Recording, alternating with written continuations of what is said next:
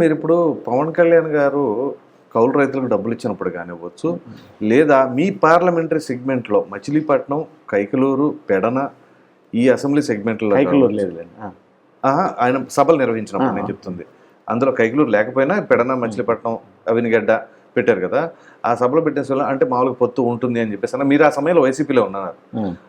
మరి ఆయన కౌలు రైతులకు డబ్బులు ఇచ్చినప్పుడు కావచ్చు, ఈ సభలు నిర్వహించినప్పుడు కావచ్చు, జగన్మోహన్ రెడ్డి గారు మీతో ఏమైనా చర్చలు చెప్పారా దీని గురించేనా? లేదు, అసలు ఆయన జనరల్గా ఇవన్నీ మనతో ఎవరితో మాట్లాడడం అంటే వీళ్ళు కొంచెం అగ్రెసివ్గా వెళ్తున్నారు కదా, నువ్వేమైనా కౌంటర్ అటాక్ ఇవ్వు మన పార్టీ తరఫున, అట్లాంటిది ఏమన్నా అడిగారా? అంటే ఈ కాదు తిట్టు అని మాటలు చెప్తారు తప్పితే. పోనీ అప్పుడు తిట్టమనైనా ఏమన్నా చెప్పారా మీకు? రీసెంట్గా 2-3 సార్లు చెప్పారు, ఒక 4 నెలల కిందట. సో మనకి ఎందుకులే అండి అవన్నీ అని చెప్పాము. మీరేమన్నారు? కుదరదో తిడతామని చెప్పేసి అట్లా అవన్నీ మనకి ఎందుకు, ఏదైనా డెవలప్మెంట్ యాక్టివిటీస్ మనం చేసి పెట్టమంటే పెడతాం కానీ. సో అక్కడ ఏంటంటే ఆ పదం కూడా కరెక్ట్ కాదు నేను అనేది. విమర్శించు అనొచ్చు. విమర్శిస్తే తప్పేం కదా, రాజకీయాల్లో. సపోజ్ వాళ్ళు చేసే తప్పులు ఏదన్నా ఉంటే మన పార్టీ పరంగా విమర్శించు అంటే పరంగా ఏదైనా మాట్లాడుకోవచ్చు. ఓకే, ఓడింగే డైరెక్ట్గా బాగా తిట్టాలా అంటారా? మరి మీరు అప్పుడు రియాక్ట్ అయ్యారు, మీరు ఇచ్చిన రెస్పాన్స్కి. ఇదే చెప్పాం కదా, మీరు ఇచ్చిన రెస్పాన్స్కి ఆయన మరలా తిరిగి ఏమన్నారు అంటే మనం వాళ్ళ దగ్గర చెప్పేటప్పుడు నేను చెప్పాల్సినటువంటి పద్ధతితో నా స్టైల్ వేరే ఉంటుంది. అలాంటి ప్రెస్ మీట్లు పెట్టమంటే పెడతాను కానీ మీ భాష మీరు చెప్పే విధంగా అయితే నేను పెట్టను. అటైతే బందర్లో ఉంటాడు ఆయన చూసుకోండి, కావాలంటే ఎలా యాక్షన్ కావాలంటే అలా చేస్తాడు, ఎలా మాట్లాడమంటే అలా మాట్లాడతాడు అని చెప్పారు. దానికి ఏమన్నారు సార్ ఆయన? సో ఇప్పుడు విధి విధానాలు అనేవి కొన్ని ఉంటాయి కదండి, జనసేనకి వైసీపీకి మధ్య ఉన్న విధి విధానాలకి తేడా చెప్పండి. విధి విధానాలు అంటే బేసిక్గా మాకు అందరినీ కలుపుకొని పోయేటువంటి విధి విధానం ఏదన్నా ఉందంటే డెవలప్మెంట్ యాక్టివిటీస్లో అవన్నీ జనసేన పార్టీలో ఉన్నాయి. సో వైసీపీకి వచ్చేటప్పటికల్లా ఏం లేదు, ఆయన ఒక్కడ కూర్చుంటాడు, మా పార్టీ అధ్యక్షులు ఏదో ఒకళ్ళిద్దరితో మాట్లాడుకుంటాడు. ఇక్కడ ఎంత దౌర్భాగ్యం అంటే, ఇంకొక విషయం కూడా నేను చెప్తా ఉన్నాను, ఇది కూడా ప్రజలు బాగా అర్థం చేసుకోవాలి. ఒక ముఖ్యమంత్రి గారు వచ్చినటువంటి సభ ఏదైనా కాన్స్టిట్యున్సీలో ఉంటే ఫస్ట్ ఎమ్మెల్యే మాట్లాడతాడు, ఒక 2 నిమిషాలు 5 నిమిషాలు, తర్వాత ఎంపీ గారు మాట్లాడతారు. అది ఇప్పుడు కాదు, అసలు సిస్టమ్ ఎక్కడి నుంచి రాజశేఖర రెడ్డి గారు ఉన్నా, చంద్రబాబు నాయుడు గారు ఉన్నా, ఇంకొకరు ఎవరున్నా, రోసి గారు ఉన్నా, ఎవరున్నా అదొక సిస్టమ్. అసలు ఎంపీను నువ్వు అసలు వద్దు, నువ్వు స్టేజ్ మీద మాట్లాడొద్దు అని అంటాడు డైరెక్ట్గా. ఓకే, ఇప్పుడు అనేక పథకాలు ఉంటాయి కేంద్ర ప్రభుత్వం నుంచి వచ్చి, మేము చేసినవి ఉంటాయి, మేము అడగాలి, ప్రజలకు తెలియజేయాలి కదా. ఇప్పుడు పోర్టు విషయం ఉంది ఫర్ ఎగ్జాంపుల్, పోర్టు విషయంలో నేను మాట్లాడాలా, నేను చాలా కష్టపడ్డాను అన్నదానికి ఆ రోజు ముఖ్యమంత్రి గారితో దాదాపు ఒక 4-5 నిమిషాలు దాదాపు నేను గొడవపడేంత పరిస్థితికి వచ్చింది. ఆర్గ్యూ చేయాల్సి వచ్చింది. నేను మాట్లాడాలంటే లేదు నువ్వు మాట్లాడొద్దు అంటాడు ఆయన. అదేంటి సార్, నేను లోకల్ ఎంపీని, లోకల్ ఎంపీ మాట్లాడుకుంటే చేసిన యాక్టివిటీస్ కనీసం నేను చెప్పాలి కదా ప్రజలకు ఏం కావాలనేది. ఈరోజు మచిలీపట్నం నుంచి రేపల్లికి ఒక రైల్వే లైన్ కావాలా? మా అవనగడ్డ ప్రజానీకం ఇది ఎప్పటి నుంచో కోరుకుంటుంది. దాన్ని పిఎం గతిశక్తి అనేటువంటి ప్రాజెక్టు ద్వారా మనం డబ్బులు తేవచ్చు. దాన్ని ఇప్పుడు మనం ఏదైతే పోర్టుకి లోన్ తీసుకున్నామో అవసరం అయితే స్టేట్ గవర్నమెంట్ కంట్రిబ్యూషన్ మీ దగ్గర లేదు కాబట్టి ఒక 500 కోట్లు డిపిఆర్లో యాడ్ చేసి మరలా పవర్ ఫైనాన్స్ కార్పొరేషన్ నుంచి మనం 500 తెస్తే మిగిలినటువంటి పిఎం గతిశక్తి కేంద్ర ప్రభుత్వం రైల్వేనో ఎవరు ఇవ్వాల్సినటువంటి డబ్బులు వాళ్ళు మ్యాచింగ్ గ్రాంట్ ఇచ్చేస్తారు. ఈ లైన్ అయిపోతే పోర్ట్ నుంచి మద్రాసు వెళ్ళేటువంటి గూడ్స్ కానివ్వండి, ప్యాసింజర్స్ కానివ్వండి, ఇవన్నీ డైవర్ట్ అయితే మీకు గుడివాడ రాకుండా మచిలీపట్నం, విజయవాడ పోకుండా, తెనాలి పోకుండా డైరెక్ట్ కలిస్తే దాదాపు 55 కిలోమీటర్ల షార్ట్ అయితే it's a viability project. Correct. ఇవన్నీ నేను చెప్పాలి కదా, చెప్పాలా?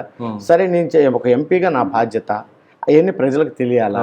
మీరు అసలు నాదే కాదు, ఒక 2-3 ఎంపీలు మాత్రం ఆయన సొంత ఎంపీలు మాట్లాడించుకుంటాడు. ఆయన సొంత ఎంపీలు చెప్పండి. సరే, తెలుసు కదా అందరికీ, ఆయన చుట్టుపక్కల ప్రాంతంలో ఉన్నటువంటి ఎంపీలు వాళ్ళు మాట్లాడవచ్చు ముఖ్యమంత్రి గారు వచ్చినప్పుడు. సో వేరే ఎంపీలు మాత్రం ఎవ్వరూ ముఖ్యమంత్రి గారు ఉన్నప్పుడు మాట్లాడటానికి లేదు. నేను రాష్ట్ర ప్రజానికాన్ని నేను కోరుతా ఉన్నా, ఈయనకి ఎంపీలు అంటే గౌరవం లేదు ఈ ముఖ్యమంత్రి గారికి, వాళ్ళతోటి సభల్లో మాట్లాడించడు. అది ఎందుకు, ఏంటి ఎంపీలు ఎందుకు మీరు సభల్లో మాట్లాడించరు, ఎందుకు చేయరు మీరు చెప్పాలి.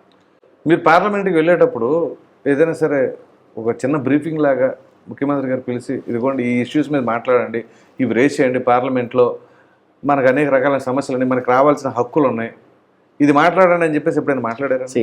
జనరల్గా ఏమి ఇట్లాంటి ఇంటరాక్షన్స్ ఉండవండి ఆయనతోటి బేసిక్గా. అదే నేను చెబుతున్నా కదా, ఏదో ఆయనకు కావాల్సిన 3-4 రోజు మీటింగ్లు పెట్టుకుంటాడు వారానికి ఒకసారి. సో ఇంకా మిగిలిన సెగ్రిగేట్ చేస్తారు అనమాట, వీళ్ళ దీనికి వీళ్ళ దీనికి వీళ్ళ దీనికి అని చెప్పి ఏదో వాళ్ళకి వాళ్ళు పడుతుంటుంటారు. అంతేగాని ఒక ఎంపీ అఫ్ కోర్స్ ఆయన బీ ఫారం ఇచ్చాడు, గెలిచాం, కానీ ఒక ఎంపీకి ఒక గౌరవం ఉండాలి కదా, నేను no doubt about it. So ఇవన్నీ మనం రాజకీయాలు చూస్తూ ఉంటాం, ఒకసారి ఒక పార్టీ వచ్చింది, ఇంకోసారి ఇంకో పార్టీ వస్తుంటుంది.